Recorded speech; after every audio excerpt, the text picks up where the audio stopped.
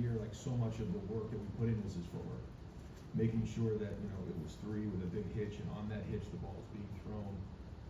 The depth, the eye contact with the receivers, the location, the coaching. Like, each throw has its own feel to it, and a big part of it's the receivers.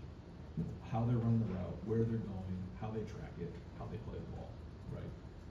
But I don't think, you know, it takes genius to figure out that the kid has tremendous anticipation and touch and a strong arm.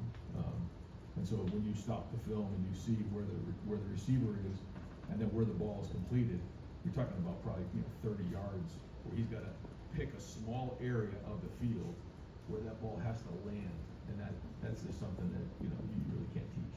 He's got a great feel for it. It's called spatial awareness.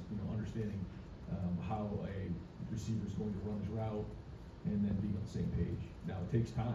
You don't just like wake up and do it. I mean, a lot of work that goes into it, a lot of preparation, and that's another thing that I talk to our guys about. Like, I think sometimes people just think we go out and play and the Buckeyes are just going to win a game. It doesn't work that way. But the amount of work that gets put in on a week-to-week basis to go put that on the field, to be a competitive excellence, you got one chance to get that throw right against that single coverage, and if you don't, who knows what happens?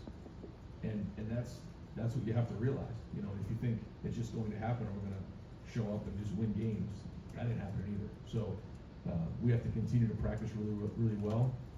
It's the coach's job to put the plays in to give these guys a chance to be successful, and find the right plays that fit the defense that we're seeing, and then we go play from there and continue to stay focused. So long-winded answer, but hopefully that gives you a little idea of what goes into just some of this stuff. But at the end of the day, he has a tremendous innate talent.